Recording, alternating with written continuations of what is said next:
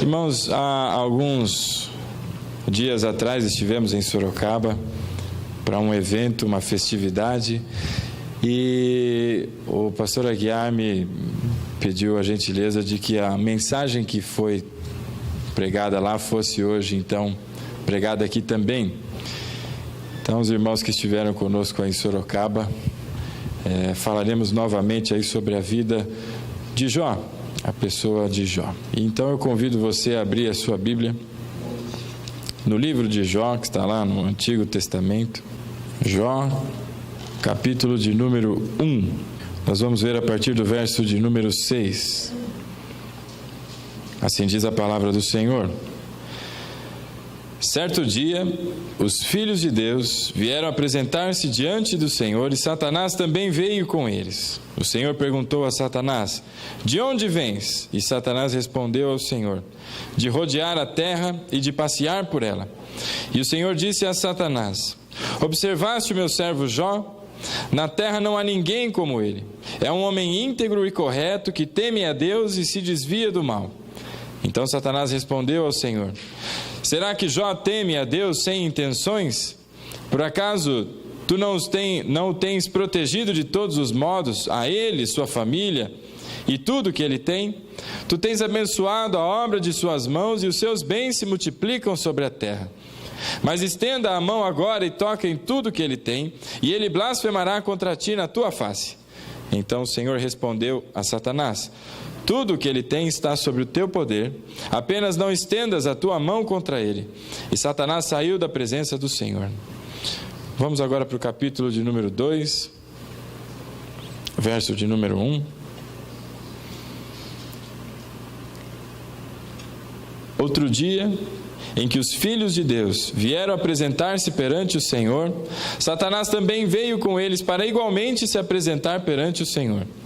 Então o Senhor perguntou a Satanás: de onde vens? E Satanás respondeu ao Senhor: de rodear a terra e de passear por ela. E o Senhor disse a Satanás: observaste o meu servo Jó? Não há ninguém na terra como ele. É um homem íntegro e correto, que teme a Deus e se desvia do mal. Ele ainda se mantém íntegro, embora tu me houvesses incitado contra ele para destruí-lo sem motivo. Então Satanás respondeu ao Senhor: pele por pele, tudo quanto ele tem, ele dará por sua vida. Estende a mão agora e toca-lhe nos ossos e na carne, e ele blasfemará contra ti na tua face. Então o Senhor disse a Satanás: ele está sob o teu poder, somente lhe poupe a vida. Fecha os teus olhos, vamos orar. Santo Deus, amado Pai, louvado seja o teu santo nome, Senhor. Te agradecemos pelo teu mover até aqui, Senhor, por nos trazer a este lugar. Que em nome de Jesus, papai, a tua palavra seja, Senhor, direcionada aos nossos corações.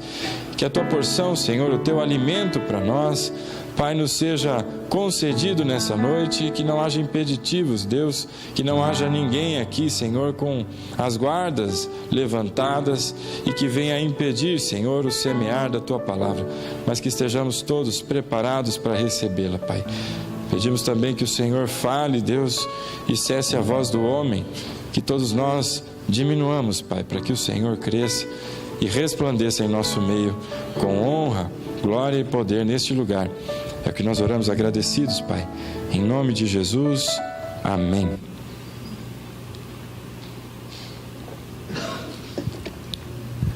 Irmãos, então lemos aqui o início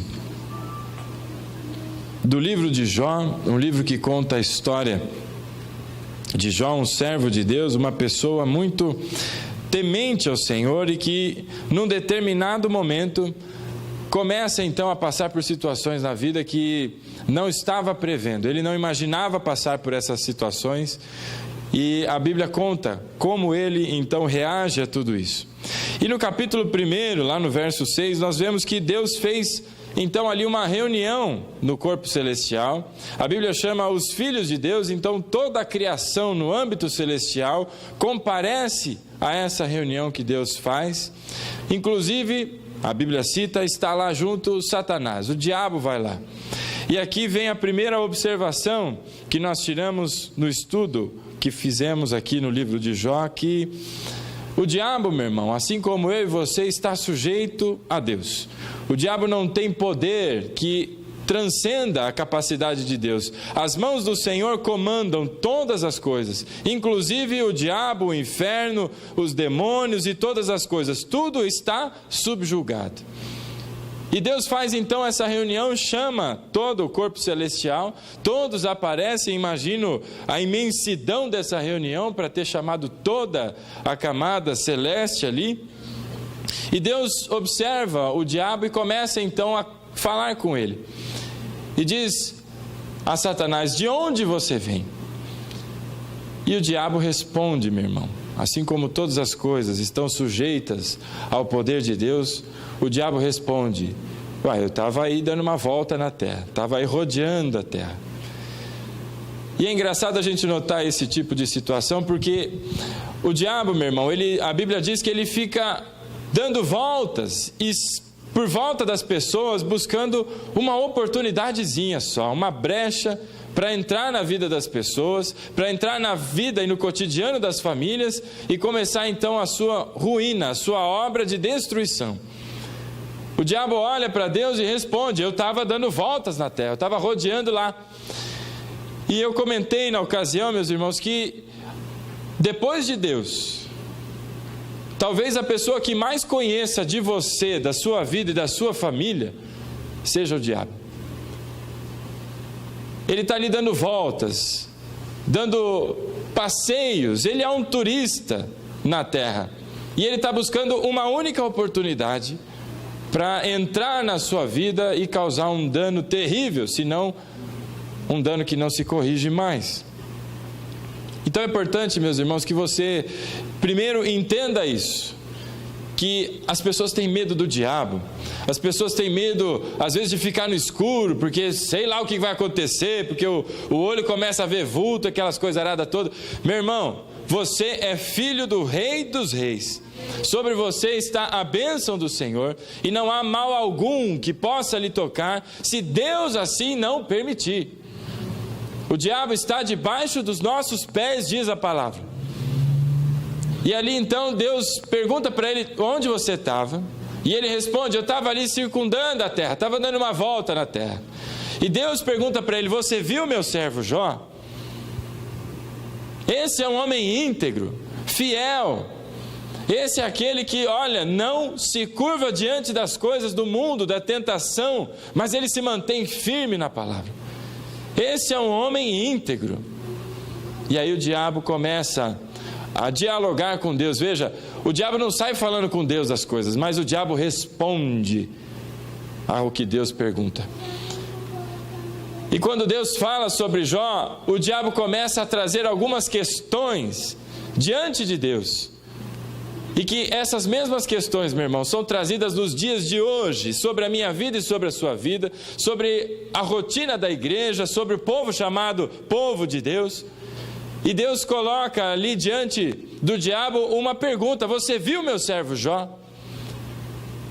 E eu fico imaginando, meu irmão, se Deus talvez tivesse a possibilidade, ou se Deus teria a possibilidade de dizer algo semelhante da minha vida e da sua vida.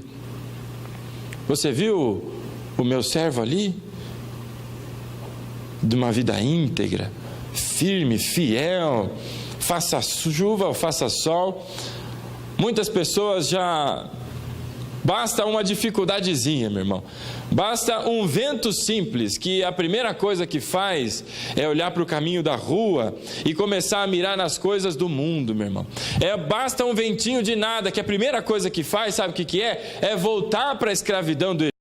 É voltar a comer as comidas estragadas que tinha lá e que acha, no seu entendimento, que era muito melhor do que tem hoje, porque não tinha sofrimento. Meu irmão, tem gente que prefere viver como escravo. Tem gente que prefere viver enjaulado do que na liberdade para a qual foi liberto. E quando Deus pergunta sobre Jó, o diabo levanta alguns pontos, meu irmão, que são levantados nos dias de hoje. A primeira coisa que o diabo fala é que ninguém ama mais a Deus do que ao dinheiro. Essa é a primeira coisa que o diabo coloca diante de Deus. Fala: Deus, sabe por que o teu povo te adora? Sabe por que as pessoas permanecem na tua presença? Porque o Senhor as abençoa. O Senhor suborna as pessoas para que elas te adorem. Não fosse pelas bênçãos da tua mão, as pessoas não estariam na tua presença. Essa é a primeira acusação que o diabo coloca diante de Deus. Meus irmãos, se a gente observar os dias de hoje, não precisa ir muito longe. Não precisa ir lá para a década de 1900 e Uachachara. Não precisa. Os dias de hoje. Se fosse possível criar uma máquina de raio-x, que ao passar por ela, as motivações das pessoas fossem evidenciadas, como aquela máquina que faz, sei lá o que você tem que tomar um contraste para ver, e quando você toma o contraste, aquele negócio evidencia algumas coisas no exame. Muitas pessoas, meu irmão, ficariam expostas, porque as suas motivações são integralmente erradas. Não é que uma ou outra é errada, mas integralmente a sua motivação é errada. E essa é a primeira coisa que o diabo fala para Deus. Fala: Deus, as pessoas só estão na tua presença porque o Senhor tem uma mão muito rechonchuda, e essa mão cheia de bênçãos, cheia de coisas boas para os teus filhos, faz com que as pessoas permaneçam na tua presença. Mas tira isso da vida de Jó, que você vai ver se ele não vai blasfemar, é na tua face. O que o diabo está dizendo é que é na tua cara, Deus, falando português claro, que ele vai maldizer o teu nome, que ele vai blasfemar contra ti, dizer que o Senhor não ouve oração, dizer que o Senhor não faz as coisas, dizer que o Senhor demora. Quantos crentes dizem que Deus tarda, mas não falha? Ô meu irmão, você precisa aprender a ler a Bíblia. Deus não tarda, não. Quem fala Deus tarda, mas não falha, é porque não conhece o Deus a que serve. Deus não tarda coisa alguma. Deus vem na hora exata. A Bíblia diz que Cristo veio na plenitude dos tempos. Não chegou no começo, não chegou no final, não chegou 5 minutos atrasado e não chegou antes para ver se estava tudo certo. Mas Ele veio na hora exata, diz a palavra do Senhor. Então essa história de que Deus tarda, mas não falha, é coisa de crente sem vergonha, que não estuda a Bíblia. É coisa de crente que não ora e não tem experiência com Deus. E se nos dias de hoje, Deus retirasse essas bênçãos que são distribuídas naturalmente, meu irmão, haveria um grande êxodo na igreja. Pelo menos essa é a impressão que eu tenho. Sabe o que é isso? Todo mundo saia correndo. Porque é melhor ficar lá do lado de fora do que ficar aqui nessas coisas, só coisa espiritual, e que não sei o que lá, e tititi. Gente que está interessada em o quê? Que o seu bolso esteja cheio. Gente que dizima, sabe por quê? Porque tem medo do devorador, crendo dos pais. Se vier esse devorador, arrebenta com tudo. Tem gente que tem medo do gafanhoto e daqueles montes de trem lá. Deixa eu te dizer uma coisa, meu irmão. A mesa da tua casa, ela é suprida pelas mãos de Deus. Não é o teu trabalho, presta atenção. Não é o teu trabalho, não é a tua capacidade, a tua força que traz o sustento para a tua casa. Mas é a bênção de Deus que é sobre você, que alimenta a tua mesa. Então, querido, esse negócio de trabalhar na hora de fazer as coisas de Deus não está com nada. Ai, pastor, mas o meu chefe me chama. Eventualidades sempre acontecem, meu irmão. Mas tem gente que larga todas as coisas espirituais para ir lá trabalhar. Sabe por quê? Porque está mais interessado no dinheiro do que em Deus. Pelo menos é o que o diabo está dizendo para Deus aqui. Tira a bênção da vida de Jó, que você vai ver se ele não vai blasfemar. E não é de costa, não é resmungando, como aquelas crianças que tomam a bronca e saem falando baixinho, né? Esses dias eu falei para minha filha, você vai fazer isso de novo? Ela falou bem baixinho. Eu falei, o quê? Aí ela saiu correndo. O diabo está dizendo que as pessoas não vão fazer nem isso. Mas é na face de Deus, é olhando para Deus, dizendo blasfêmias. E eu convido você a fazer uma autoanálise, meu irmão. Se você já não teve oportunidades de provar que o diabo está errado, e na verdade provou o contrário, que o diabo está certo. Essa é a primeira coisa que o diabo coloca, que ninguém ama mais a Deus do que o dinheiro, a mamon. O dinheiro, as bênçãos, as coisas desse mundo são muito melhores para muita gente do que Deus. Essa é a primeira coisa que ele coloca. E aí quando Deus ouve essa palavra do diabo, Deus vira para o diabo e diz o seguinte: olha só, Satanás, todas as coisas de Jó estão agora sobre o teu poder. O que é que Deus fez? Deus outorgou autoridade para o diabo para tocar na vida de Jó, nos bens de Jó. E Deus diz lá, está lá no versículo de número 12. Então o Senhor respondeu a Satanás. Não fecha tua Bíblia não, tá? Deixa aberta lá em Jó. Versículo 12. Então o Senhor respondeu a Satanás: tudo o que ele tem está sob o teu poder. Apenas não estenda a tua mão contra ele. Deus está dizendo, você mexe em tudo. Você pode fazer uma arruaça lá, mas na vida de Jó, em Jó, você não bota a mão. Meu irmão, o inferno, o diabo, você já viu aqueles cachorros bem bravos assim? Já viu pitbull? Né? Não sei se tem cachorro mais bravo que pitbull. Chihuahua, né? Chihuahua. Você já viu aqueles pitbull, aqueles bem troncudão, que você solta o bichinho, sai pedalando, sobe a parede e tal? O diabo é exatamente como um pitbull, acorrentado. E ele está lá rosnando e latindo e fazendo um grande alvoroço, só que ele só vai até onde a corrente permite. E Deus aqui aumentou a corrente do diabo para dizer, agora você vai e mexe na vida de Jó, mas na vida dele você não toca. No corpo de Jó, na sua vida você não bota a mão, mas o resto pode fazer arruaça. Você não está dizendo que Jó vai blasfemar porque eu vou tirar as bênçãos dele? Então pode tirar. Mais ou menos, Deus colocou Jó, sem que Jó soubesse, como seu advogado, para defender a causa de Deus. E a Bíblia diz que então o diabo vai até a vida de Jó, e a primeira coisa que acontece no mesmo dia é que Jó perde todos os seus bens. A Bíblia diz que Jó tinha não sei quantos bois, não sei quantos bezerros, e tinha isso e tinha aquilo. A Bíblia diz que Jó era o homem mais rico do Oriente. Você sabe o que quer dizer isso? Não é que ele era um homem abastado, ele era o homem abastado. Esse homem tinha dinheiro para dar com o rodo, rapaz. Tinha muito dinheiro. Eu não consigo imaginar o que é ter tanto dinheiro desse jeito, né? Essa bênção não chegou para mim ainda, de ter tanto dinheiro assim, mas tanto dinheiro. E esse homem era muito rico, talvez comparado aí, sei lá, se a Bill Gates, que é um dos homens muito ricos aí que tem no mundo de hoje, rainha da Inglaterra, sei lá eu se ela tem dinheiro, se ela já está falida, mas tinha muito dinheiro, muito dinheiro. E a Bíblia diz que naquele dia, Jó foi saqueado, houve uma grande desgraça e tudo que ele tinha lhe foi tirado. E vem um servo para ele correndo e fala, Jó, você não sabe o que aconteceu, eu fui o único que restou, te levaram tudo, Jó, eu vim aqui te contar essa desgraça. E não para por aí. A Bíblia diz que ele tinha 10 filhos, 7 homens e 3 mulheres. Essa foi fácil, né? 7 homens e... Aí tudo, mulher, lógico, né? Ia ser o quê? 7 homens e 3 mulheres. A Bíblia diz que Jó era uma pessoa tão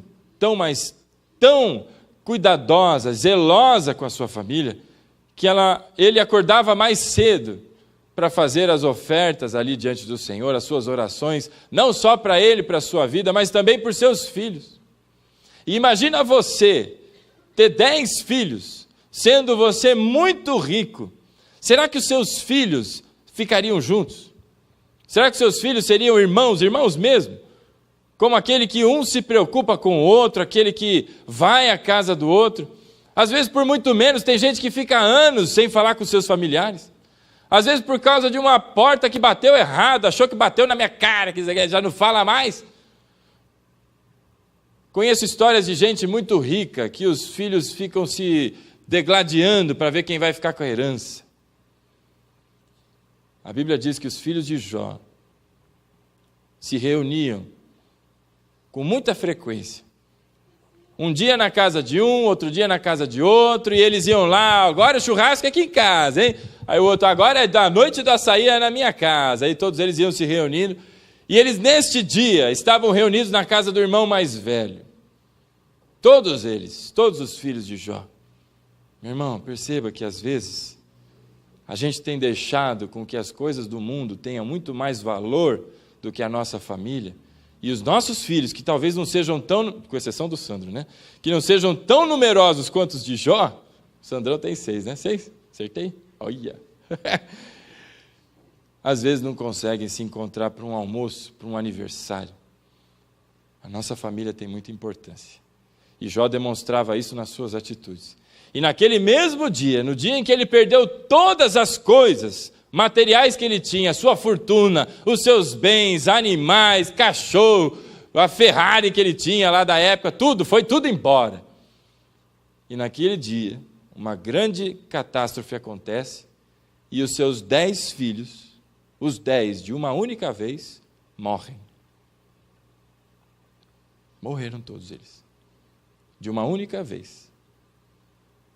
E a Bíblia conta que uma outra pessoa vai correndo até Jó e diz: Jó do céu, houve um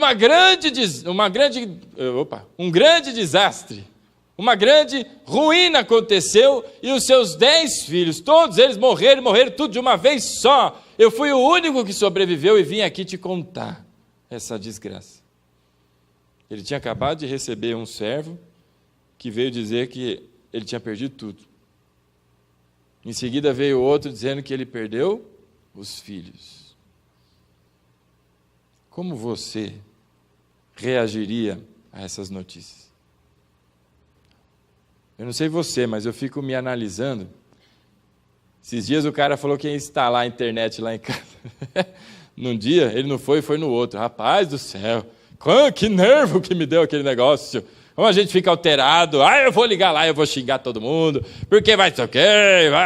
Tal. O homem perdeu tudo o que tinha e perdeu os seus 10 filhos.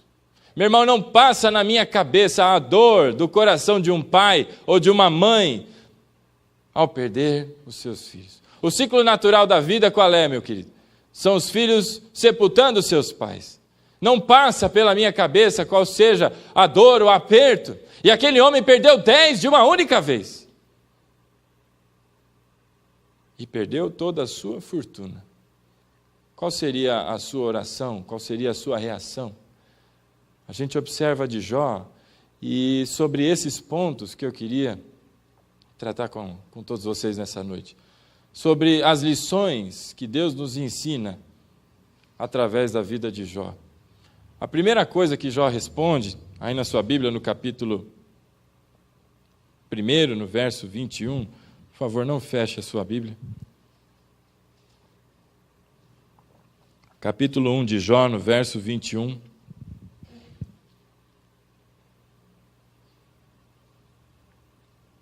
Vamos ver do verso 20. A Bíblia diz que quando Jó ouve essas notícias, recebe a notícia dessa desgraça toda, a Bíblia diz lá no verso 20, então Jó se levantou, rasgou o manto, rapou a cabeça, prostrou-se ao chão e adorou. Qual seria a sua reação? Sair correndo? Sair gritando? Pessoas pensando em tirar a própria vida? Tantas coisas acontecem. Eu me lembro que há pouco tempo atrás, não faz muito tempo, com essas notícias de crise toda que assolam ainda o Brasil, um dono de uma empresa no interior de São Paulo, não lembro de que região que ele é, ele fez as contas e percebeu, pelo menos é o que parece, não sei se é só uma história só, ele percebeu que ele não teria condições financeiras para honrar os compromissos que ele tinha com os seus funcionários. A crise foi tamanha que aperta daqui, aperta dali, corta um ali, corta. Chegou no momento que ele não tinha mais dinheiro para pagar o salário. Eu ia falar o honorário. O salário dos seus funcionários. E ele ficou tão desesperado, devia estar em depressão, sei lá eu o que estava, que ele foi lá no saguão principal da sua empresa, num lugar bem aberto, pendurou uma corda e se enforcou. Isso foi noticiado em vários canais aí de televisão. Ele entrou em desespero e se matou. As pessoas chegavam para trabalhar e olhavam e começaram encontraram, né, o corpo do homem lá pendurado, chamaram lá, as autoridades e as coisas foram indo, mas porque passou por uma crise, ele tirou a vida. Esse homem passou por uma crise muito séria, de perder todas as coisas que tinha, todas elas, e perder os seus filhos, todos eles. Não são alguns, não que se fosse um, tinha 10, tudo bem. Não, meu irmão, mas perdeu todos. A Bíblia diz que ele se prostra ao chão e adora ao Senhor. Meu irmão, que lição para a nossa vida, porque nas menores situações da vida, a gente já começa a murmurar, a xingar meio mundo, a querer jogar tudo para cima, ou falar como Adão, foi essa mulher que o Senhor me deu aí, ó Deus, se não fosse essa doida aí, tudo já estaria resolvido, que não sei o quê. Jó se prostra ao chão e adora ao Senhor.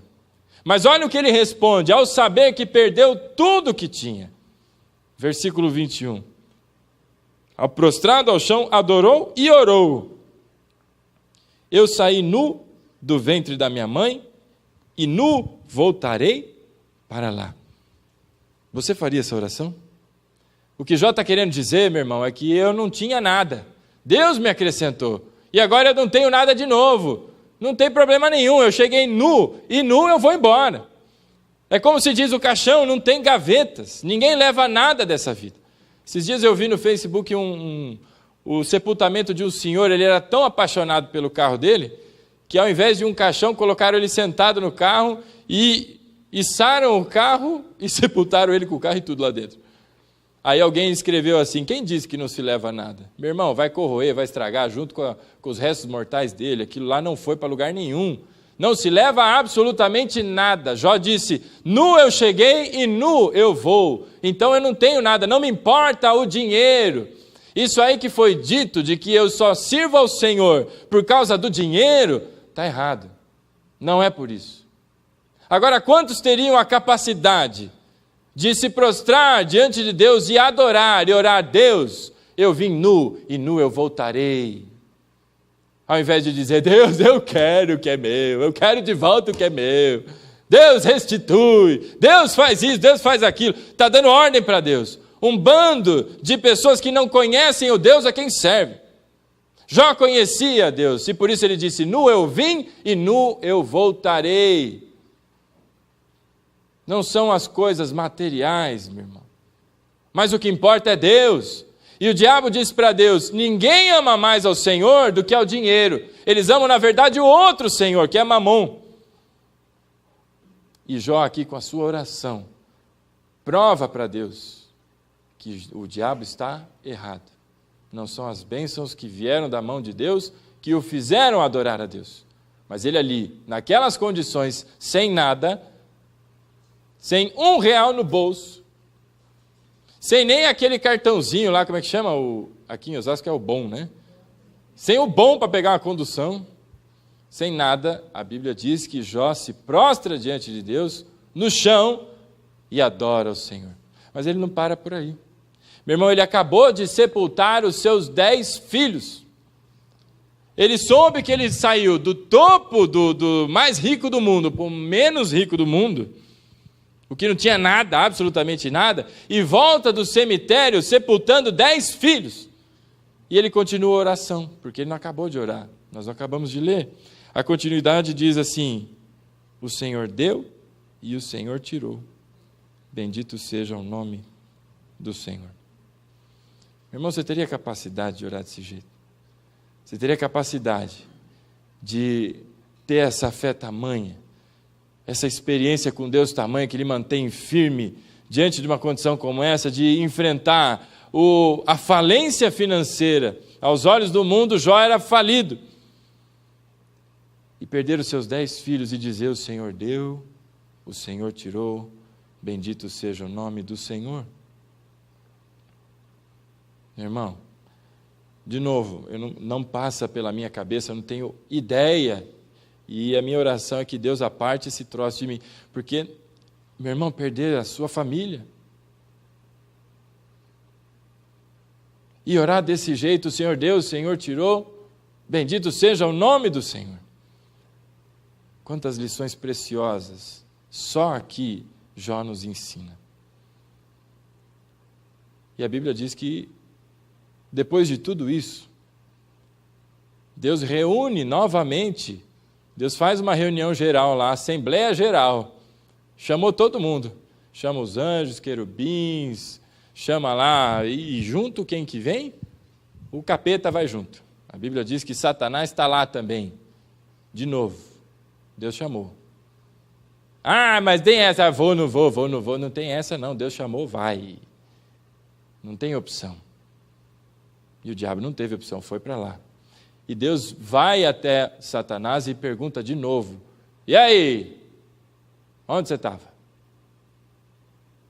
Veja, o diabo não sai falando. Deus chama para conversar. Percebe o respeito, a soberania? Da onde você vem? E ele diz, eu estava por aí, dando rolê na terra. Estava passando nas igrejas evangélicas aí do Brasil, que só falam de dinheiro, comprovando a minha tese. Meu irmão, esses dias eu vi um vídeo. Meu irmão, você não tem ideia, essas coisas me corroem por dentro. De um dito pastor, que eu não sei nem de que comunidade que é, mas que veste uma roupa esquisita, um pano branco com uns troços azul do lado, dizendo, olha aqui, se você tem fé, é hoje que você vai largar aquela porcaria do teu carro aqui, as chaves aqui, e você vai vir segunda-feira para assinar os documentos lá, não sei o quê, e ainda tem todo o trâmite. Porque ele estava dizendo como é que funciona, como é que faz, e incitando as pessoas a deixarem tudo ali. Ele está dizendo, meu irmão, é só você deixar o carro aqui, você vai ter dinheiro para comprar 10 carros como aquele lá. Uma pouca vergonha. Se eu não me engano, eu publiquei esse vídeo lá no grupo da igreja lá no Facebook. Porque é lamentável. E é lamentável, meu irmão, a quantidade... Não é esse sujeito que eu me resguardo o direito de elogiá-lo aqui com qualidades da sua pessoa, não me importa ele. O que mais me deixa sem entender é como uma multidão de pessoas esclarecidas. Não é gente que não sabe do que está fazendo, não é gente que nunca leu a Bíblia na vida, mas vai como aqueles ratinhos que seguem o cara que tocava flauta lá. E começa a levantar um dali, começa a levantar um de lá, e aí é o outro que é Land Rover daqui, o outro não sei o que lá. Aquele homem encheu o púlpito com chaves de carro. O diabo está dizendo que tem gente que só vai à igreja por causa da sua vida financeira. Tem gente que só vai aos pés do Senhor, não é para adorar, não é porque Ele é o Senhor, mas porque Ele é um grande banco. Jó mostrou ali que nada disso, na vida de Jó, na vida de um servo íntegro, isso não é verdade. Eu vim nu e nu eu voltarei. Deus deu, Deus tirou, bendito seja o Senhor. Meu irmão, o que você tem? Você não tem nada. A você foi confiado bens. Deus deu a você para que você administre. O que você administra não é seu, mas é de Deus, meu irmão. Você veio nu e nu você vai voltar. Então não faça do dinheiro teu senhor. Não deixe que as coisas materiais na tua vida sejam mais importantes do que Deus. Porque quando você o faz, você começa a adorar ao diabo e não a Deus.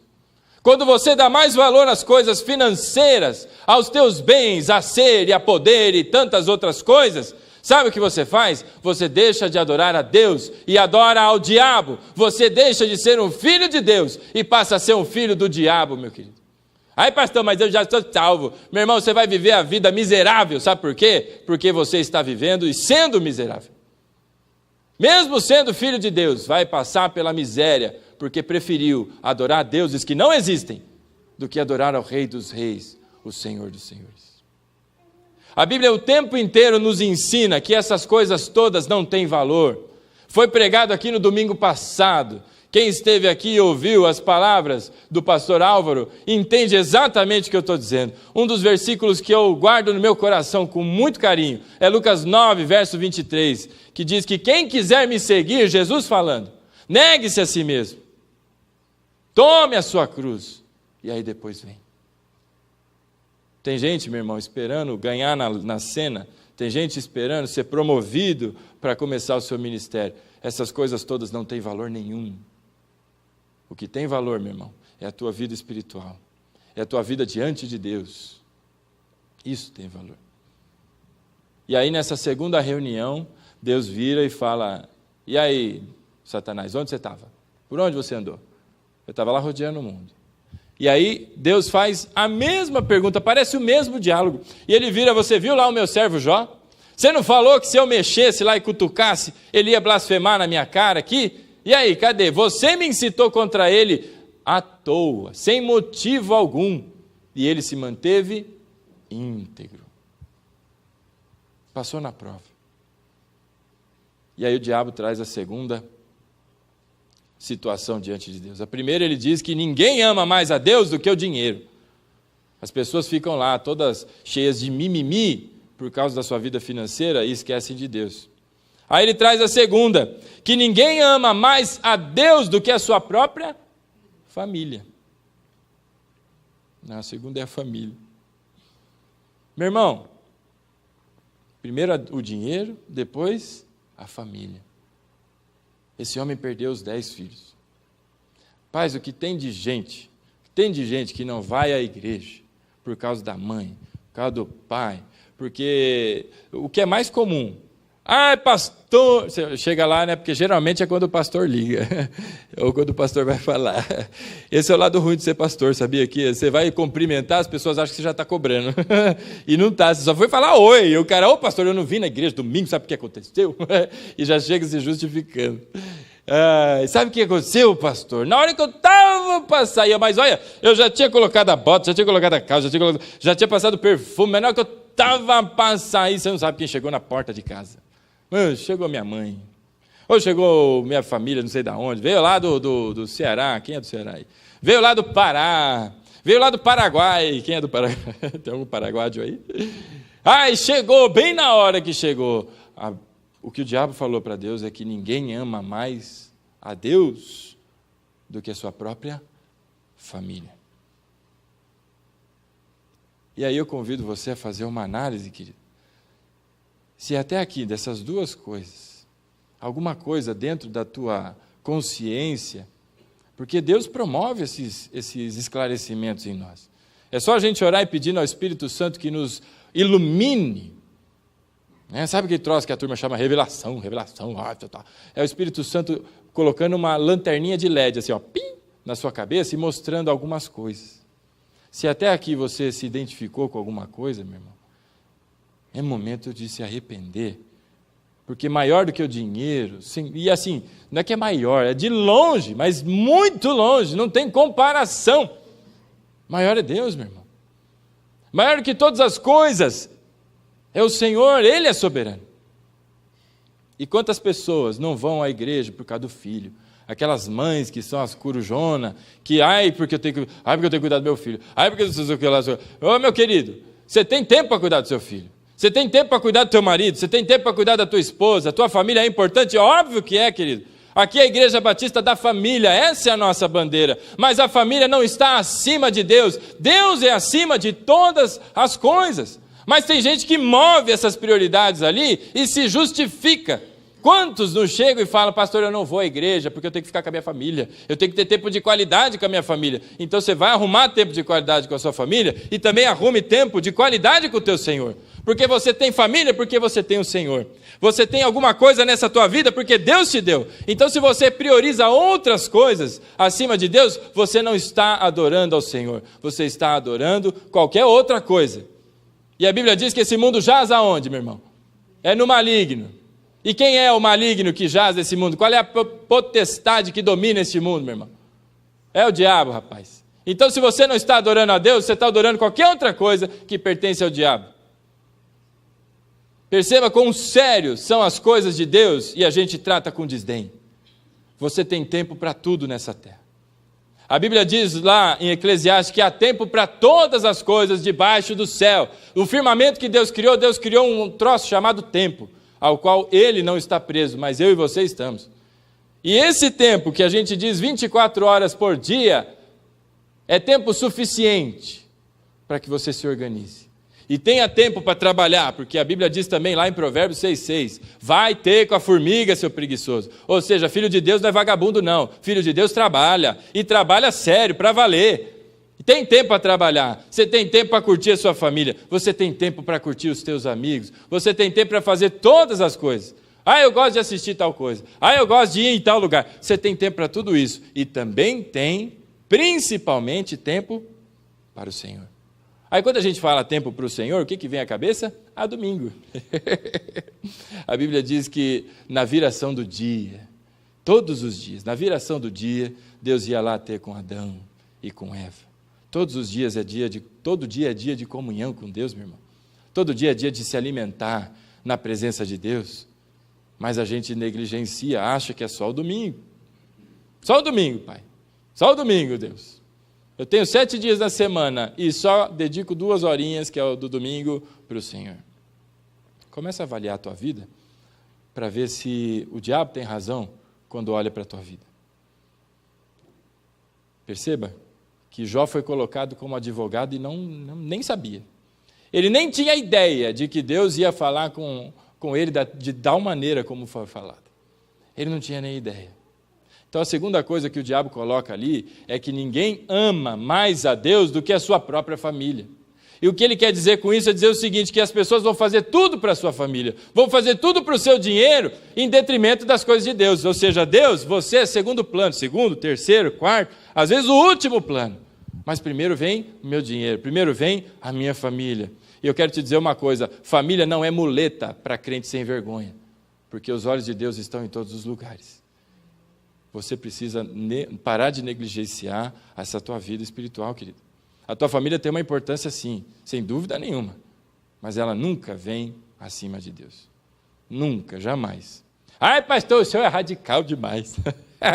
Vai ler a Bíblia que você vai ver que não sou eu, não. É o teu Deus, que é muito sério nas coisas com as quais Ele trata comigo e com você. E essa seriedade de Deus é tamanha que na hora da cruz, Jesus não deu passos para trás. Na hora da cruz, Jesus não olhou e falou, quer saber? Não vale a pena não. Na hora da cruz, Jesus olhou para ela e, como ovelha muda no matadouro, ele não se levantou contra. Ele não falou absolutamente nada, mas ele seguiu o caminho para o qual ele veio e fez segundo o propósito que Deus tinha no seu coração. Jesus morreu na cruz por mim e por você. Deus é sério com as coisas dele. Seja você também. Amém, querido? Como diria o pastor Álvaro, alô? É que fica um silêncio assim, né? Vocês precisam ver, o dia que vocês estiverem pregando, vocês vão olhar a cara das pessoas, vocês vão ver, você não sabe se a pessoa está dormindo, se a pessoa está pensando, se ela está orando, se ela foi arrebatada do Espírito, o que aconteceu com esse sujeito, né? Você não sabe ainda. Mas eu creio, meu irmão, em nome de Jesus, que o Espírito Santo de Deus tem trabalhado no teu coração. E nessas coisas todas que Deus tem trabalhado, meu irmão, correções estão vindo. Você está sendo apertado. Você tem sido tratado ali, como aquele que passa por uma grande situação de aperto. E foi exatamente o que aconteceu com Jó. E nessa reunião que Deus vira para o diabo e fala, e aí, onde você estava, rapaz? Você viu meu servo Jó? Você me incitou sem motivo contra ele. E você viu que ele permaneceu íntegro? E aí o que o diabo fala? Pele por pele. Também ele está com a saúde em dia, está com tudo certinho, ele está lá com o cartão do SUS, beleza. Toca na vida dele para você ver se ele não vai blasfemar na tua cara.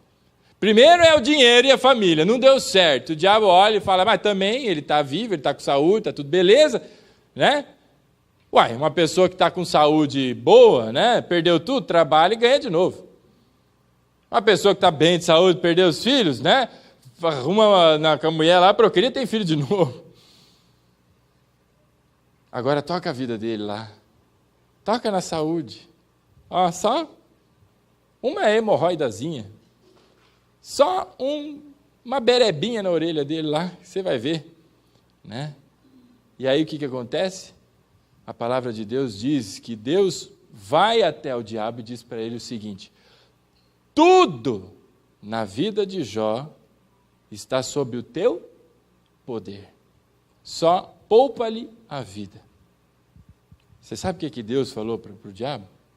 Você já fez a farra nas coisas todas que ele tinha. Você já fez a farra na família dele. Agora você vai fazer a farra no corpo, é na saúde. Pode fazer a farra. E mais uma vez Jó foi colocado como advogado do Senhor sem saber. E a palavra de Deus diz que o diabo sai de lá então, vai e faz exatamente segundo o que lhe foi permitido fazer. Lembra do cachorro na coleira? Deus soltou mais um pouquinho daquela corrente, mas nunca perdeu o controle. E a Bíblia diz que Jó começou, eita, que coceira é essa, rapaz? Os cachorros estão sarnentos aqui de casa. Aliás, cachorro não, porque ele já perdeu os cachorros também, né?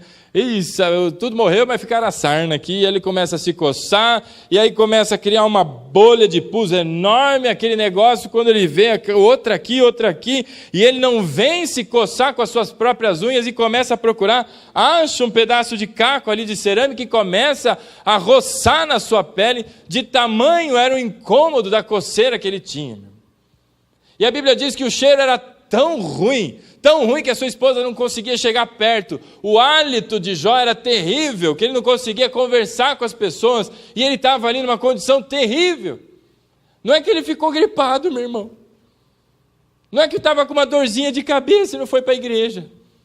Não é porque está chovendo, mas ele pegou uma enfermidade das bravas, meu querido. A Bíblia diz que as feridas eram inúmeras e saíam para todo lado e criava casquinha, dali a pouco arrancava aquela ferida em carne viva. Que situação terrível, não tinha descanso, não tinha alívio. Não tinha um doril que aquele homem tomasse e aliviasse as dores que ele tinha. Não tinha um potinho de açaí que desse para ele falar, pelo menos o açaí. Mas ele estava sofrendo, meu irmão. E sofria muito, muito, muito, muito. Aí, de repente, o que aconteceu? O diabo falou para Deus o seguinte: Deus, ninguém ama mais o Senhor do que a sua própria vida. Esse doido perdeu tudo, perdeu a família, mas ele continua vivo, está bem. Toca na saúde, você vai ver se ele não vai blasfemar. E aí ele começa a se questionar e aí não entender mais nada e está lá sentado num lugar frio, escuro, empoeirado, e ele fica lá, aí de repente chega o quê? A abençoada da mulher do Jó. Ô rapaz, mas tem mulher mais abençoada que essa doida aqui? Eu acho que não tem. Não tem. Ela vira para ele e fala, ô Jó, pelo amor de Deus, Jó, meu, o cartão de crédito não funciona mais. Eu fui tentar comprar um sapato lá e deu lá não autorizado, Jó. Ô meu, eu fui comprar uma marmitinha, que eu estava com preguiça de fazer comida em casa. Fui lá no Pasteco, lá, fui comprar uma marmita lá. E não tinha dinheiro, Jó. Ô Jó, olha a sua situação, Jó. Você não tem mais dinheiro, você não tem nada. Você é um falido. Aos olhos do mundo, meu irmão, essas condições de Jó é falência. Aos olhos de Deus não, querido. O nosso conceito de sucesso está totalmente errado. O sucesso aos olhos de Deus é uma pessoa íntegra, firme, fiel, que passa pelas provações da vida como se aquilo fosse uma simples e momentânea tribulação. Como disse Paulo, leve e momentânea tribulação. Mas ela olha para ele e fala, Jó, crendo aos pais, Jó, olha o teu estado. Jó, você está fedido demais, Jó. Jó, meu Deus do céu, como você está fedido. Você está horroroso, tem ferida. Olha, o teu nariz parece nariz de bruxo, que nasceu uma ferida desse tamanho. Jó do céu, que coisa horrível. Você já não tem dinheiro. Seus filhos morreram todos. Ô Jó, amaldiçoa esse teu Deus aí, se mata, Jó. Morre, Jó, morre, cara, você não serve para mais nada. Olha que mulher abençoada. Quantos queriam ter uma esposa assim? Levante sua mão direita. Ninguém? São bom despertão vocês, né? Que mulherzinha, né? Rapaz, sabe o que essa mulher é? Essa mulher, meu irmão, ela deu ouvidos ao diabo. Ela falou, Jó, você não tem mais nada. Você não tem dinheiro. Jó, você não tem mais filho. Jó, você não tem nem a tua saúde. Nem gozar de saúde você tem, meu filho, essa condição. Amaldiçoa a Deus, rapaz. Para de continuar fiel ao teu Deus, porque olha o caos que está a tua vida, rapaz. Amaldiçoa e se mata, rapaz. Se mata. some daqui e se mata, você não serve para mais nada. Essa era a mulher de Jó. E aí Jó, palavras de Jó, você está louca, mulher? Palavras de Jó, a Bíblia diz que ele chama ela de doida, falou, você bebeu? Você acha que agora a gente só recebe as coisas boas de Deus? E Jó diz, a gente também recebe as coisas ruins, não são só as boas não, minha filha, você está doida? E quantos crentes são doidos, tão doidos igual essa mulher de Jó, rapaz, que começa a achar que só vem as coisas boas, só vem as coisas boas. Ei, rapaz, você precisa de muita experiência com Deus, viu? E olha, a palavra de Deus diz que Jó foi esmagado, rapaz, esmagado a tal ponto, e eu comentei lá brincando, você já viu pessoa tirando espinha do rosto? Já viu? Você já tirou espinha já, não já? Da sua cara? Aliás, do seu rosto, fala bonito. Como é que você faz? Você põe uma luva, você pega um papelzinho, é nada, que essa mão toda suja, remelenta aí que você tem, cheia de bactérias e micróbios debaixo da unha, você vai lá com as tuas unhas aí, aí na hora que você aperta, o que acontece quando você aperta? Você aperta, de repente faz pluc. Aí alguém pode dizer, ai pastor, que nojeira. É só para exemplificar que Deus faz a mesma coisa com você. Deus começa a te apertar, e apertar. Tem gente que vai dizer, pastor, parece que eu estou na lata de sardinha, está muito apertado aqui. E Deus vai apertando, até todas essas impurezas saírem de você. Você começa a ser purificado. Essa impureza que está no rosto, que fez pluc, é Deus apertando você, como... Você já viu aqueles, como é que chama? Cravo. Você aperta, sai um cravão desse tamanho. Aí você põe em cima da mesa e ele fica fazendo assim. Essa porcariada toda vai saindo, e Deus vai lá apertando. E Jó foi apertado, esmagado. E não bastasse a sua condição terrível, porque o que aconteceu com Jó foi uma grande desgraça. Não bastasse essa condição terrível a qual Jó se encontrava, aí chegam os seus amigos. E a Bíblia chama de amigos de Jó. Talvez quem lê o livro de Jó pense, eu acho que não é amigo não, mas eu vou dizer para você que é amigo sim, porque esses 3 que vieram falar com Jó se sentaram do lado de Jó. A Bíblia diz que eles chegaram perto, viram a condição de Jó e não conseguiam abrir a boca. Eles olhavam para Jó e ficavam tão sentidos de ver Jó naquela condição, que não conseguiam dizer uma única palavra. E por uma semana, 7 dias, segundo a Bíblia, eles ficaram sentados do lado de Jó, sem se mexer, em silêncio, por 7 dias. Isso é amigo, né?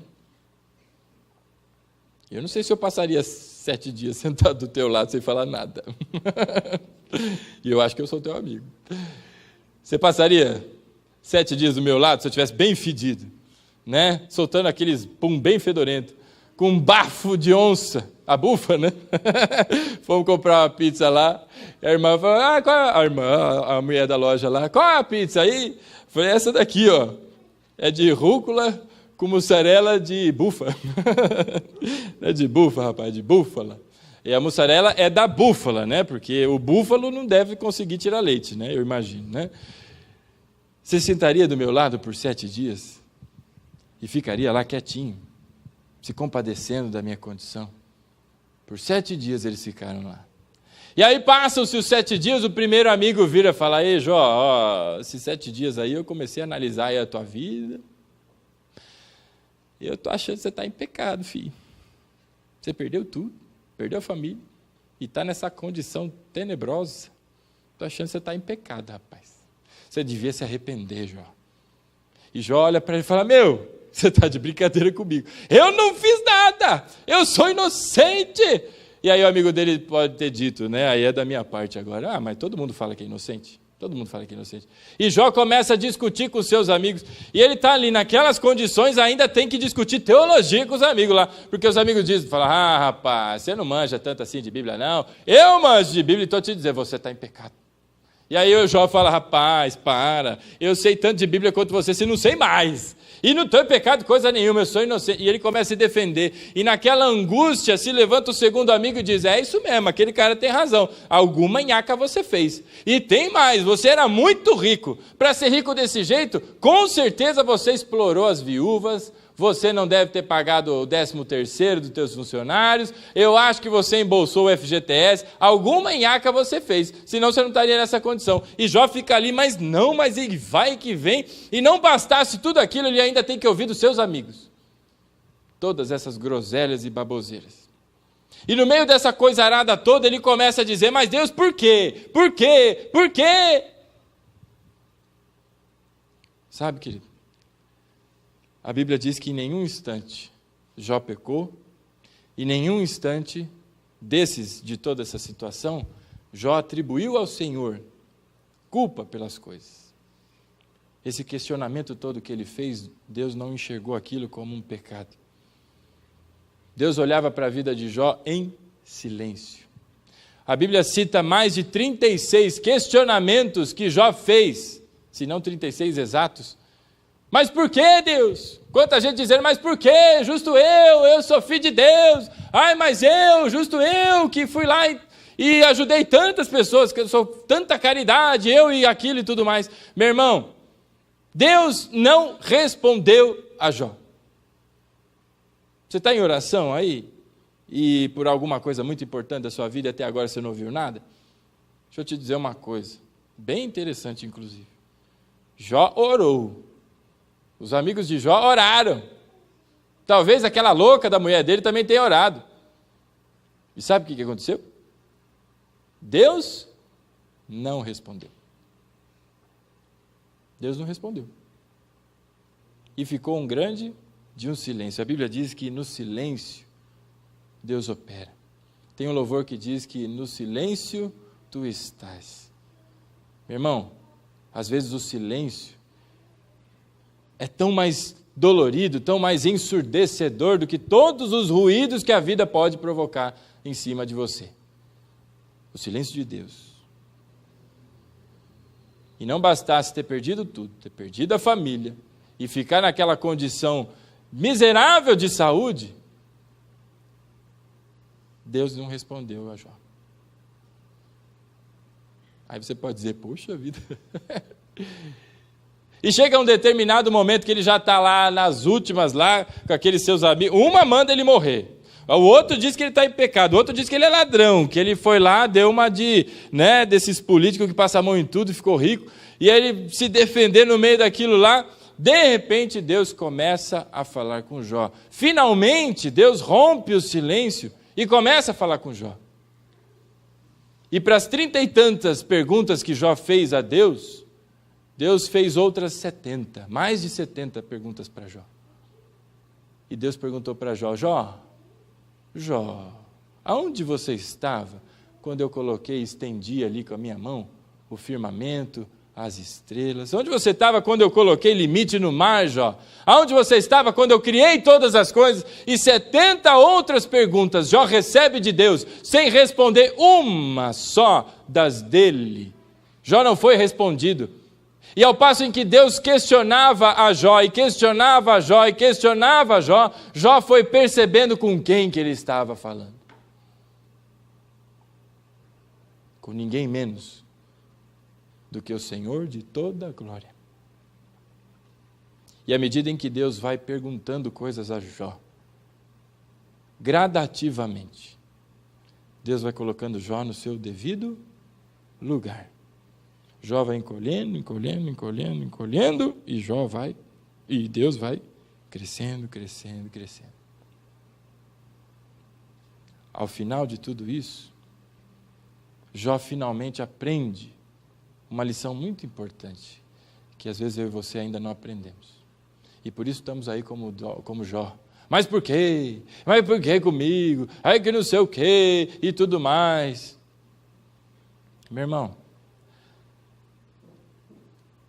uma vez perguntaram para Jesus, está lá no capítulo 9 do Evangelho de João, não precisa abrir, perguntaram para Jesus, mas quem foi que pecou? Foi a mãe? Foi o pai? Foi ele mesmo? Quem foi o João que pegou aí? Porque o rapaz é cego de nascença. E a resposta foi que ninguém pecou. Não quer dizer que nenhum desses pecaram, lógico que pecaram, mas não foi o pecado de ninguém a razão daquilo, mas aquilo aconteceu para que ali se manifestasse a glória de Deus. Aquilo aconteceu para a glória do Senhor, querido. Então, uma lição muito importante para mim e para você é que as coisas da nossa vida geram frutos, e esses frutos glorificam ao Pai que está no céu. É assim que o Jesus nos ensina na oração lá no capítulo 15, quando ele fala da videira verdadeira, do Evangelho de João. Ele diz que os muitos frutos gerados na vida dos seus filhos glorificam ao Pai que está no céu. E às vezes esses frutos, meu irmão, não são gerados frutos na situação mais gostosa da tua vida, não.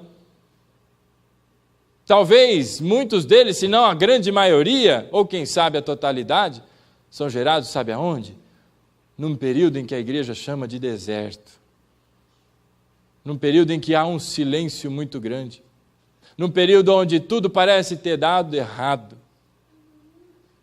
E nessas condições que Jó estava, perdeu tudo, perdeu os filhos, com a saúde lá no último, faltava um fiapinho de nada para esse homem morrer. E ele só não morria porque Deus disse, vai, mexe em tudo, mas poupa a vida. Essa foi a ordem de Deus.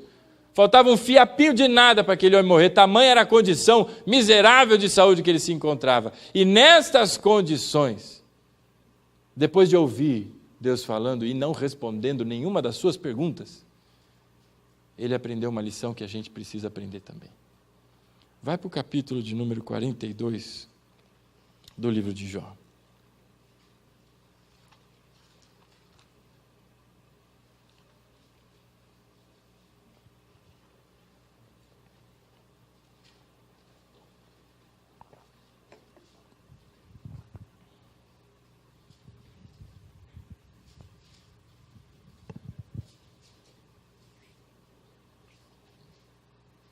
Você já ouviu aquelas pregações que diz que você não teve fé suficiente, por isso que você está enfermo? Você não teve fé suficiente, por isso que o negócio não aconteceu? Meu irmão, quanta gente precisa ler a Bíblia. Aprenda com a vida de Jó. Aprenda. Porque não é o que você faz que move as mãos de Deus. Tem gente dizendo que, olha, porque o dízimo move a mão do Senhor. Rapaz, como eu tenho vontade de pegar, sabe aquelas palmatórias? Dá a mão aqui, fala de novo.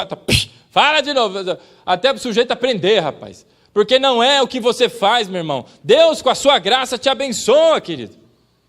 É a vontade de Deus de que você seja abençoado que faz com que você seja abençoado. Não é o volume financeiro que você contribui. A contribuição você precisa, e não para que Deus te abençoe, mas para que você deixe de adorar a Mamon e passe a adorar a Deus e não o dinheiro. A vontade que eu tenho de pegar esses doidos, rapaz, você não tem ideia. Mas se Deus me segura. Porque se me soltar, faço igual o Pedro, arranca a orelha. E olha, graças a Deus que Jesus estava ali, né? Tudo tem um plano do Senhor, né? Porque houve o primeiro transplante de orelha da história, né? Deus foi lá e reconstituiu a orelha daquele doido. E sabe por que Jesus colocou aquela orelha ali? No lugar daquele soldado? Se ele não tivesse colocado, não seriam 3 cruzes, seriam 4. Aquele momento era de Cristo, não era de Pedro. Pedro estava dizendo para Jesus, Jesus, eu vou aonde tiver que ir com o Senhor. Rapaz, aqui é homem de compromisso. E Jesus disse para ele, falou, ei, Pedrox, você não se conhece ainda. 3 vezes você vai me negar. Não, Jesus, eu vou onde for. E Jesus disse, não. Não chegou a tua hora. E Pedro começa a se autoconhecer dali para frente. Não era hora de Pedro, não. Pedro foi muito usado por Deus. Por isso que Jesus vai lá e bota a orelha do homem de volta, para não ter uma 4ª cruz ali. Chegou aí no capítulo 42?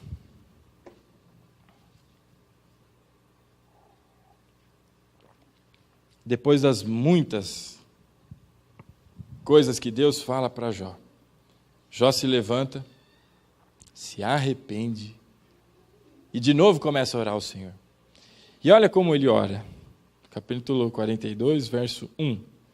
Então Jó respondeu ao Senhor, bem sei que tudo podes, e nenhum dos teus planos pode ser frustrado. Primeira lição que Jó aprendeu e que eu e você precisamos aprender. Bem sei que tudo podes. Meu irmão, quantas vezes o inferno tentou contra a sua vida?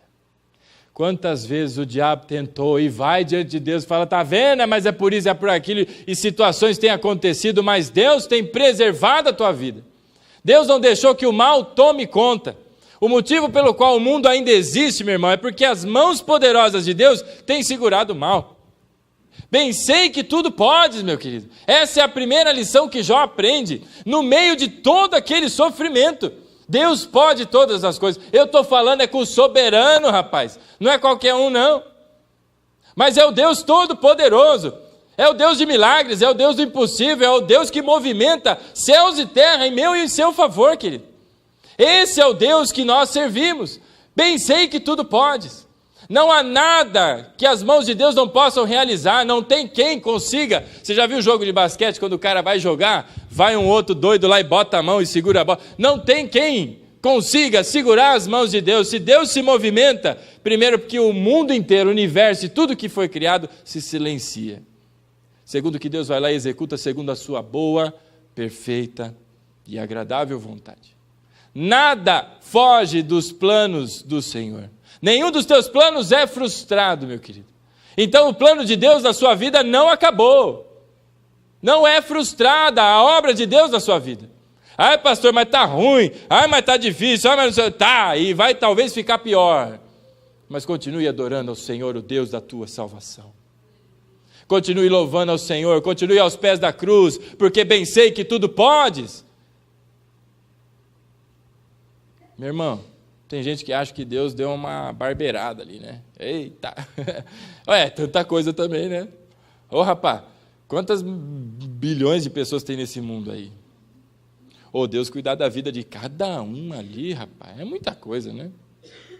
Ô, Deus conduzir a história toda do mundo, né? Os governos, levanta um, sai outro, aí a parte final. E Deus controla tudo isso. Bem sei que tudo podes e que nenhum dos teus planos é frustrado. Essas são as duas primeiras coisas que Jó aprende do Senhor. Então, meu querido, não importa o que está acontecendo, não importa se tem ou se não tem, tudo o Senhor pode, e nada das suas intenções é frustrado, nada, absolutamente nada. Então continue crendo, continue aos pés do Senhor, porque os teus olhos podem não enxergar, mas os de Deus já enxergaram, meu querido. Deus já fez. Só não está na existência ainda, mas no coração dele, na vontade dele, já está realizado, querido. Agora, quanto crente, basta um ventinho de nada, querido, basta um ventinho de nada, já se desmonta inteiro, já sai por aí com uma série de... Ô, querido, Jó ensina uma lição para mim e para você, e eu queria te lembrar, essa oração que ele faz aqui, ele não faz lá no Guarujá, sentado ali naquela praia, tomando o seu suquinho de laranja, comendo camarãozinho, tudo bem. Não, é nas mesmas condições que ele estava, quando a mulher dele chegou para ele e falou, amaldiçoa o teu Deus, rapaz, e se mata. Foram nessas condições que ele estava orando, porque ele aprendeu, Deus ministrou no coração dele, quem é o Deus verdadeiro. Bem sei que tudo podes, e que nenhum, veja, nenhum dos teus planos é frustrado. Nenhumzinho só. Ai, Deus, eu não acredito. Eu brinquei lá em Sorocaba que a turma fala, ai, cuidou da família inteira, mas a sogra não mexeu lá, a sogra continua, né, aquele trem e tudo mais. Meu irmão, nenhum dos planos do Senhor é frustrado. Aquela tua sogra lá tem um propósito. Aquele teu chefe lá que você reclama, que não sei o quê, aquela pessoa wachachá, tem plano do Senhor para isso. Pastor, eu estou sendo perseguido.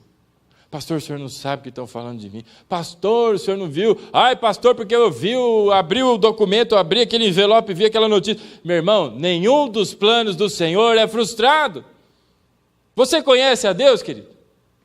Você é servo de Deus? Então, meu irmão, creia.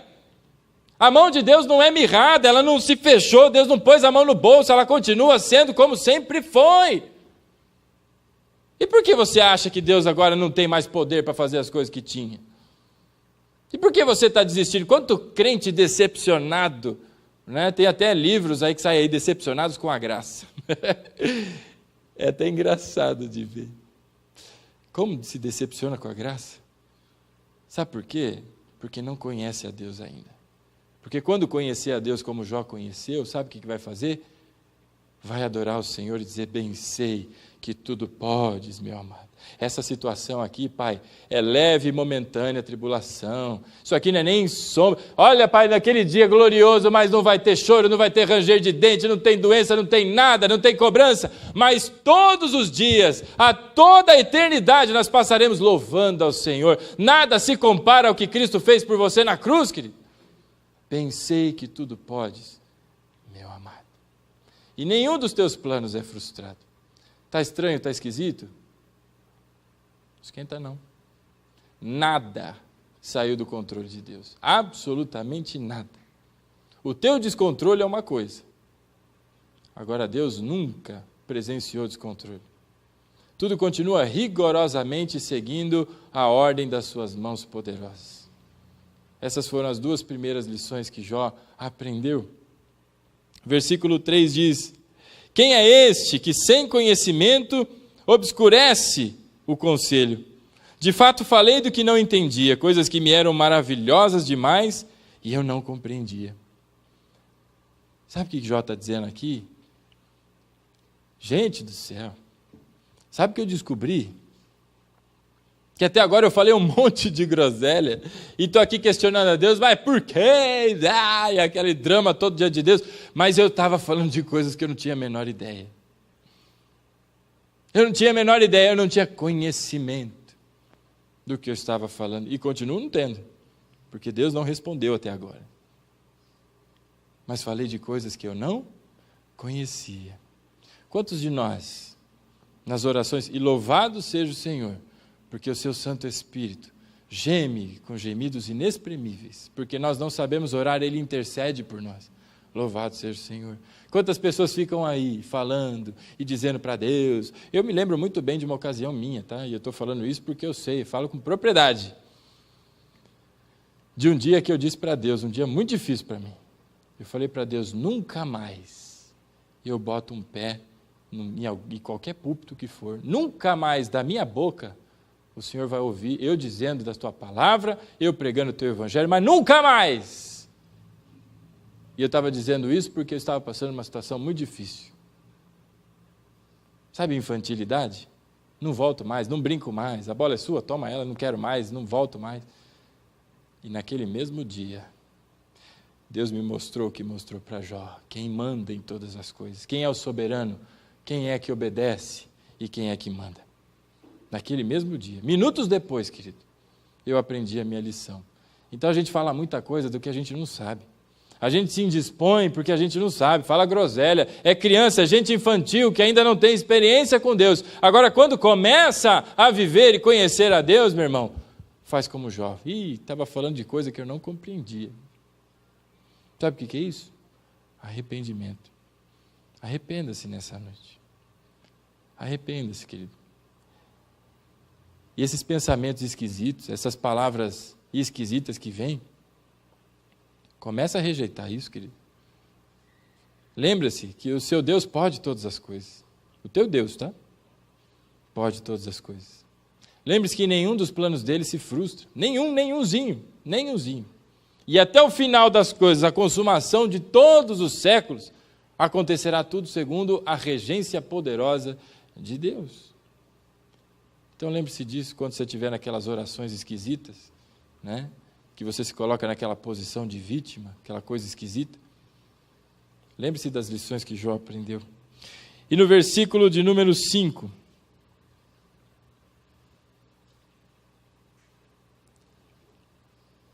ele diz o seguinte: com os ouvidos eu tinha ouvido falar a teu respeito, mas agora os meus olhos te veem.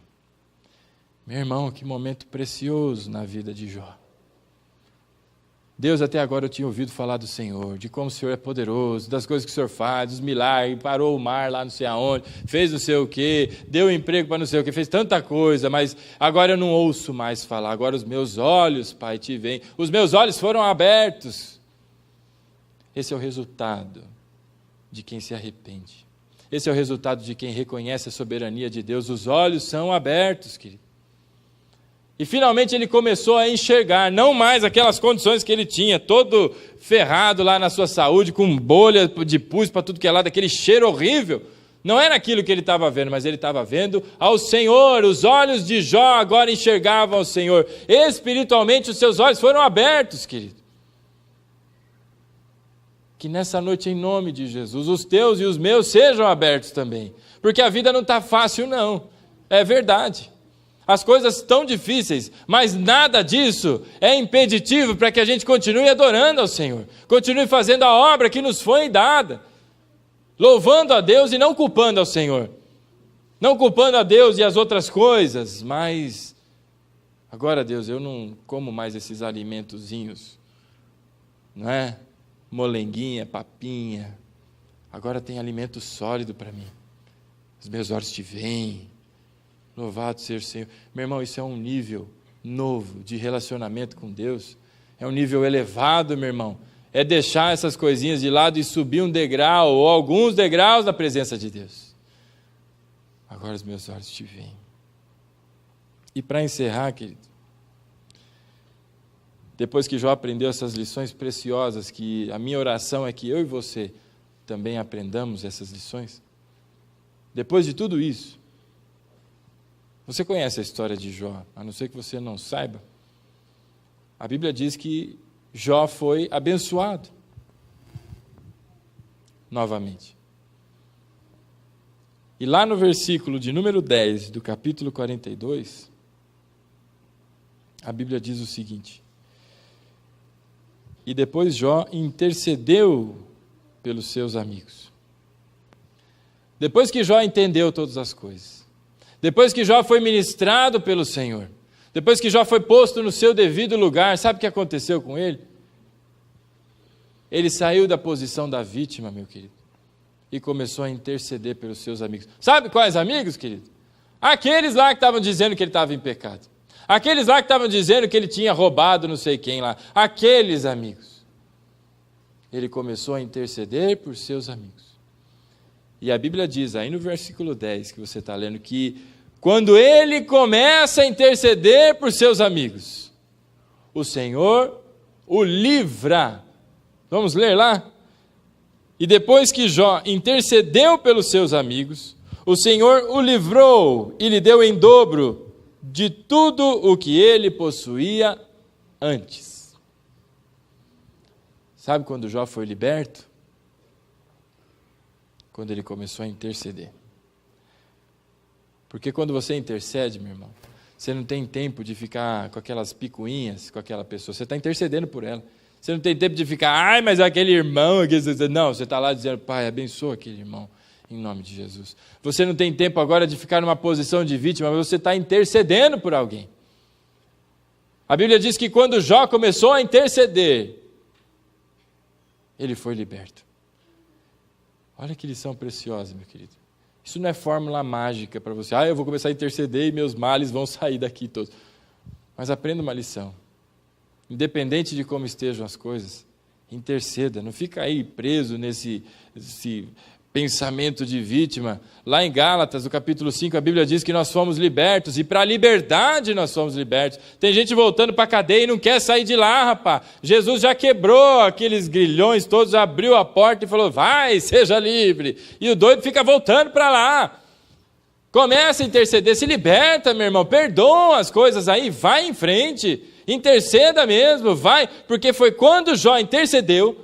A Bíblia diz, depois que Jó intercedeu por seus amigos, ele foi liberto. E não só liberto, mas Deus lhe devolveu em dobro tudo o que ele tinha. Meu irmão, Jó era rico para chuchu. Jó tinha dinheiro a dar com rodo quando tudo isso aconteceu. Agora ele tinha todo aquele dinheiro 2 vezes. Ele tinha lá, sei lá, 300 mil bois lá, era o rei do gado lá, ou das vacas, dos cabritos, sei lá o que ele era. Agora ele era o rei 2 vezes daqueles bichos lá. Tinha muitos animais, muitas propriedades, lhe foi devolvido em dobro, querido. Esse é o Deus a quem nós servimos, meu amado. Não importa se você vai ser restituído como foi Jó em dobro, 2 vezes mais, ou uma, ou nenhuma, não importa. Deus, na sua graça, te ama e lhe abençoa ricamente. E continuará a te abençoar, e Jó foi restituído 2 vezes mais do que tinha. E você lembra daquela maluca lá? Você lembra daquela maluca ou não? Aquela que os homens aqui queriam ter uma esposa assim. Você se lembra? Ela voltou. Olha que legal. Primeiro ela mandou o cara se matar, né? Morre, traste, que você não serve para mais nada. Agora ela veio assim, Jó, querido. Aí é da minha parte, a Bíblia não diz. Uai, o homem era rico, agora era 2 vezes rico, né? Eu acho que ela voltou. Ela voltou, olha que coisa. Os bens foram restituídos e a Bíblia diz que Jó teve outros 10 filhos. Outros 10. E aí tem algum irmão aí que pode fazer a matemática, né? Falou, pastor, pera lá. Ele não foi restituído em dobro? Dobro, até onde eu me lembro, é 2 vezes aquele trem, né? Então, se eu tinha 1, ganhei em dobro, eu tenho 2. Certo, professor? Tem um teacher aqui, 2 teachers aqui. Certo, professor? O homem não tinha 10 filhos? E não morreram 10? Agora ele tem 10. Não era para ter 20? Mas Jó tinha 20. Filho de crente, meu irmão, não morre. Filho de crente vai para o céu. Servo de Deus vai para o céu. Jó tinha 10 filhos no céu e Deus lhe deu 10 novos filhos aqui. Em tudo, Jó foi restituído. E em dobro, segundo a palavra de Deus. Então, nessa noite, meu amado, eu não sei você, como é que está a vida, esses monte de coisa que acontece, que deixa a gente bem chacoalhado mesmo, deixa a gente com vontade de fazer um monte de baboseira. Aprenda as lições que Jó aprendeu. Aprenda com essas pérolas preciosas que a Bíblia nos traz aqui sobre a vida de Jó, porque o diabo tem feito as mesmas perguntas. Ninguém ama mais a Deus do que o dinheiro, ninguém ama mais a Deus do que a família, e ninguém ama mais a Deus do que a sua própria vida. E, meu irmão, se você ouvisse a história de muita gente, você ia perceber que como o diabo nessas vidas aí de algumas pessoas tem razão. Agora não seja você como esses, mas seja como Jó. Adore ao Senhor, continue firme, fiel, porque Deus não tem a obrigação de lhe responder absolutamente nada. Sabe como é que termina a história de Jó? Sem que Jó soubesse de absolutamente nada. Mas por que eu passei por tudo isso? Quando ele chegar lá na glória, já chegou, né? Lá na glória, aí Deus contou para ele, falou, aí por quê? Tem até um livro agora para os meus filhos lá, para você aprender.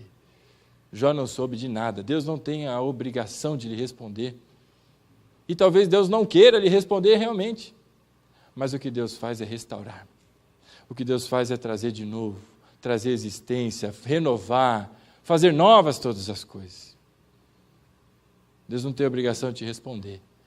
Mas Ele tem o desejo, e Ele ama fazer isso, que é restaurar a vida das pessoas. Jó foi restaurado, na sua saúde, nas suas finanças, em tudo. Quantas pessoas feridas na alma, meu irmão, temos aqui hoje. Quantas pessoas que se lamentam por tantas coisas temos aqui hoje. O desejo de Deus é restaurar tudo isso, é dar um coração novo, é fazer você ter a alegria de novo da salvação, querido. Deixar as coisas do mundo de lado, porque elas não têm valor. Nem os problemas e nem as coisas materiais, nada disso tem valor, mas Deus tem um desejo, que é de restaurar a sua vida. E por isso, meu irmão, eu convido você a ficar de pé, para que nós oremos, em nome de Jesus.